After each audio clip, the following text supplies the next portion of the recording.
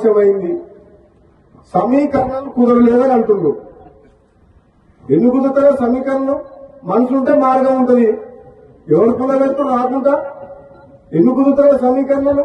నీకు నన్ను పార్టీలో తీసుకున్నప్పుడు కదా మీ ఇద్దరు అర్థం ఉన్నాను కదా, తెలుసుగా.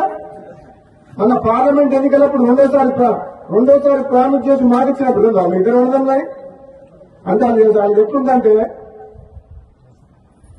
ఒడ్డు దాటినాక ఓడమల్లయా, ఒడ్డు దాటినాక బోడమల్లయా అన్నట్టుంది.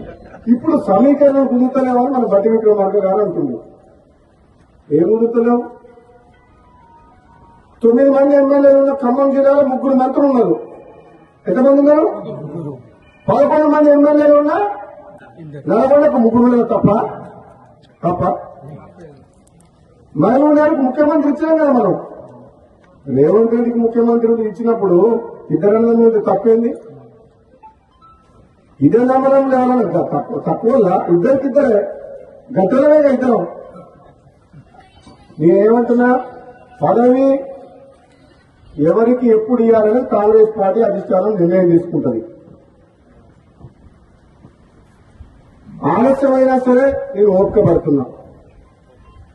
పదవుల కోసం పాపులాడే వ్యక్తిని కాను. నేను ఒక్కటేమంటున్నాను, ఈ ప్రాంతం ప్రజలు గతంలో ఎమ్మెల్యే గెలిపించినప్పుడు మనకు ప్రభుత్వం లేదు, టీఆర్ఎస్ ఉండే. ఇప్పుడు ఎమ్మెల్యే గెలిపించిన మన ప్రభుత్వం ఉంది.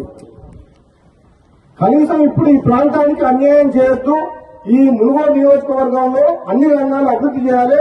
నిజంగా నేను పార్లమెంట్ సభ్యులుగా పనిచేసిన 7 నియోజకవర్గాల్లో, ఎమ్మెల్సీగా పనిచేసిన నల్గొండ జిల్లా మొత్తానికి అన్ని నియోజకవర్గాలు చూసిన మునుగోడంతా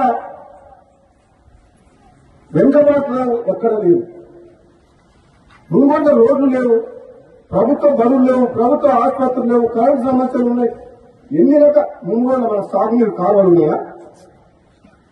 మరి మిర్యాలగూడ, హుజూర్ నగర్, కోదాడ, నాగార్జున సాగర్ ఎట్లున్నాయి కాలువల వాళ్ళకు?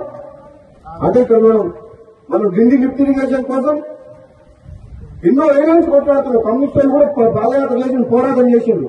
నేను మన ఎమ్మెల్యే అయిన తర్వాత అసెంబ్లీలో మాట్లాడి ఉత్తమ్ కుమార్ రెడ్డి గారు మాట్లాడి ఢిల్లీకి నీళ్లు తీసుకురావాలని 1200 కోట్లతో ఏదో రిజర్వాయర్ నుంచి 1200 కోట్లతో సొరంగ మార్గం టెండర్లు పిలిపించినాం. అది శివనగూడెం రిజర్వాయర్ కంప్లీట్ అయితే ఈ మునుగోడు ప్రాంతం మొత్తం ఢిల్లీ లిఫ్ట్ నుంచి 2 లక్షల ఎకరాలకు సాగునీరు వస్తుంది.